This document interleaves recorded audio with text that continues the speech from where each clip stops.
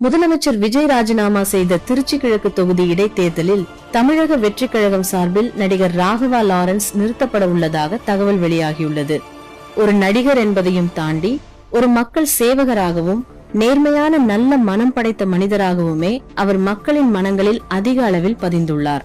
இப்படி மக்களுக்கு நன்கு பரிச்சயமான ராகவா லாரன்ஸை அரசியலுக்கு கொண்டு வந்தால் நன்றாக இருக்கும் என்பதுடன் வெற்றியும் எளிதாகும் என்பது விஜயின் கணக்காக இருக்கும் என்று கூறப்படுகிறது.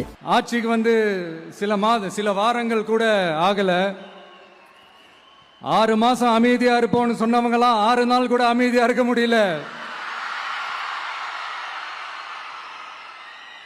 ஆட்சிக்கு வந்து அரை மணி நேரத்திலே ஆரம்பிச்சிட்டாங்க. பாவம், ஒரு கல்யாண வீட்டுல எல்லாம் போய் புலம்பிட்டு இருக்காங்க. நான் சொன்னதெல்லாம் நடக்குதா? 1 by 1 எல்லா புலம்பல்ஸும்